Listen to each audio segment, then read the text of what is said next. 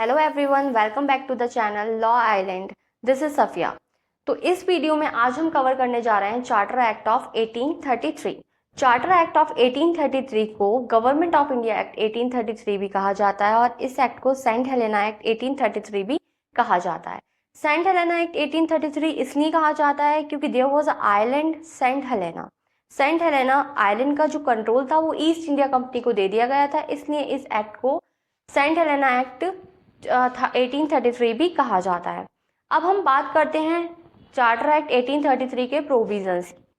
तो इसमें सबसे मेन प्रोविजन है कि चार्टर एक्ट 1833 में ईस्ट इंडिया कंपनी को जो मोनोपोली पहले दी गई थी वो इस एक्ट में पूरी तरीके से अबॉलिश कर दी गई थी। जैसा हमने प्रीवियस लेक्चर में पढ़ा था कि 1813 के जो एक्ट में मोनोपोली ईस्ट इंडिया की अबॉलिश की गई थी वो कम्प्लीटली अबॉलिश नहीं की गई थी। ईस्ट इंडिया कंपनी के पास अभी भी चाइना के साथ ट्रेड करने की और चाय में ट्रेड करने की दोनों ही मोनोपोली थी। तो इस एक्ट में ईस्ट इंडिया कंपनी की मोनोपोली कम्प्लीटली अबॉलिश कर दी गई थी। मोनोपोली कम्प्लीटली अबॉलिश होने का मतलब क्या है? ईस्ट इंडिया कंपनी के फंक्शंस को दो पार्ट्स में डिवाइड किया गया था, पॉलिटिकल फंक्शंस में और कमर्शियल फंक्शंस में। तो कमर्शियल राइट्स यानी कि कमर्शियल फंक्शन पूरी तरीके से क्या हो चुके थे? खत्म हो चुके थे। तो अब जब commercial powers, commercial rights East India Company की खत्म हो चुकी थी तो ईस्ट इंडिया कंपनी एक प्योर एडमिनिस्ट्रेटिव बॉडी बन चुकी थी।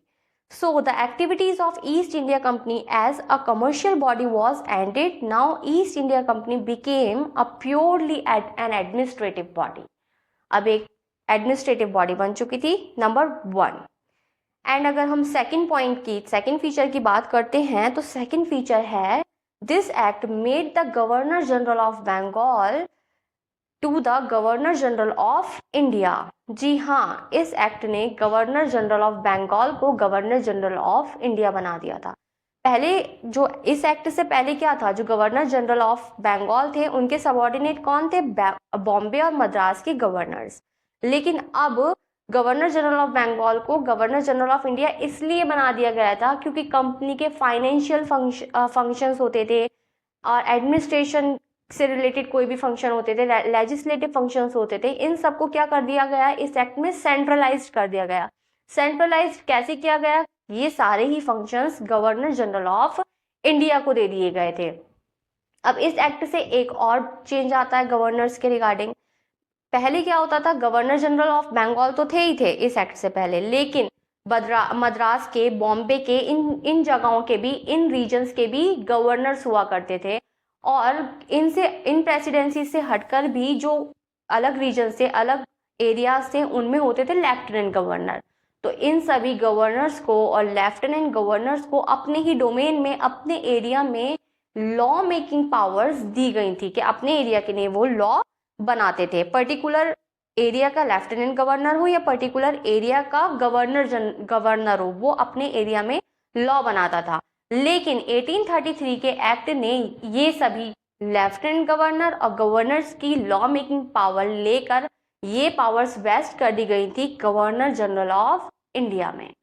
सो हमने यहाँ पर देखा कि कंपनी के एडमिनिस्ट्रेशन, फाइनेंशियल एंड लेजिस्लेटिव सारे ही फंक्शंस को सेंट्रलाइज्ड कर दिया गया और लॉ मेकिंग पावर भी सेंट्रलाइज्ड कर दी गई। किसमें? गवर्नर जनरल ऑफ इंडिया में। और इंडिया के फर्स्ट गवर्नर जनरल थे लॉर्ड विलियम बेंटिक। हमने 2 प्रोविजंस कवर किए हैं, ठीक है। अब हम थर्ड प्रोविजन की तरफ चलते हैं। तो जो गवर्नर जनरल की एग्जीक्यूटिव काउंसिल थी उसमें कितने मेंबर्स रह गए थे? 1813 के एक्ट में हमने पढ़ा था कि रिड्यूस कर दी गई थी गवर्नर जनरल के एग्जीक्यूटिव काउंसिल के मेंबर्स को। अब दोबारा से गवर्नर जनरल के एग्जीक्यूटिव काउंसिल के मेंबर्स को इंक्रीज कर दिया गया था।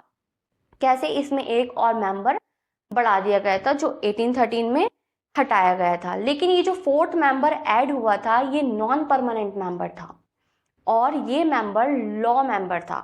लॉ मेंबर होने से मतलब ये है, ये जो 4th मेंबर था वो कंपनी के लॉ से रिलेटेड जितने भी फंक्शंस होंगे, जैसे कि कंपनी की लॉ रिलेटेड मीटिंग्स होंगी, कंपनी की वोटिंग से के रिगार्डिंग कोई भी फंक्शन होगा, वो सब ये लॉ मेंबर जो था वो लुक आफ्टर करेगा।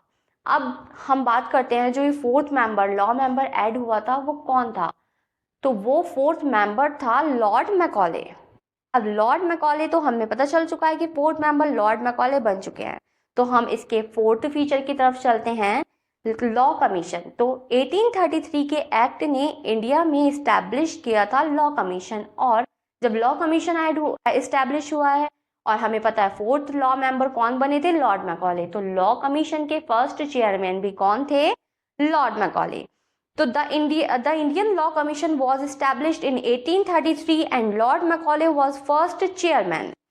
अब जब लॉ कमीशन इस्टेब्लिश हो चुका है तो मतलब लॉ बनने स्टार्ट हो चुके हैं, लॉ की कोडिफिकेशन स्टार्ट हो चुकी थी, और 1833 के एक्ट ने इंडियन सिटीजन्स को कुछ राइट दिए थे, जैसा कि इंडियन सिटीजन कहीं भी किसी भी डिपार्टमेंट में जॉब कर सकते हैं, जॉब से किसी भी सर्विस से इंडियन सिटीजन को डिनाई नहीं किया जाएगा उनके कास्ट, रिलीजियन, सेक्स, बर्थ के बेसिस पर।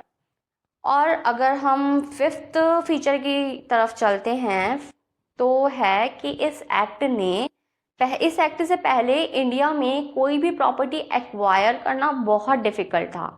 एक्वायर करना डिफिकल्ट क्या, एक्वायर ही नहीं किया जा सकता था। लेकिन 1833 के एक्ट के बाद जब commercial functions, commercial rights company के ख़त्म हो चुके थे, तो इंडिया में अब कोई भी ब्रिटिश आकर सेटल हो सकता था। और इस एक्ट ने स्लेवरी को कम्प्लीटली अबॉलिश कर दिया था। स्लेवरी लाइक सती प्रथा और चाइल्ड मैरिज, स्लेवरी को भी एंड कर दिया था। तो आज की इस वीडियो में हमने पढ़ा 1833 के एक्ट के प्रोविजंस। पहला provision, governor general of Bengal क्या बन चुके थे, governor general of India. Second, company एक प्योरली एडमिनिस्ट्रेटिव बॉडी बन चुकी थी। थर्ड इज कंपनी में जो 4 मेंबर्स की एग्जीक्यूटिव काउंसिल थी, उसमें जो 4th मेंबर ऐड किए गए थे वो लॉ मेंबर थे, लॉर्ड मैकॉले। और लॉ कमीशन इंडिया में इस्टेब्लिश किया गया था इस एक्ट के थ्रू, और इंडिया में ब्रिटिश को फ्रीली सेटल होने की परमिशन भी इस एक्ट के थ्रू दी गई थी। एंड नेक्स्ट इज, हमने पढ़ा है कि इंडिया में स्लेवरी भी अबॉलिश कर दी गई थी। आज के लिए बस इतना ही। जो हम नेक्स्ट एक्ट पढ़ेंगे वो नेक्स्ट वीडियो में पढ़ेंगे। Thanks for watching the video. अगर वीडियो आपको पसंद आ रही है तो लाइक कीजिए और सब्सक्राइब कीजिए, और कॉन्स्टिट्यूशन की सारी वीडियो देखने के लिए हमारे चैनल पर जाकर कॉन्स्टिट्यूशनल लॉ की प्लेलिस्ट को देखिए, उसे लाइक कीजिए और सब्सक्राइब कीजिए। Thank you.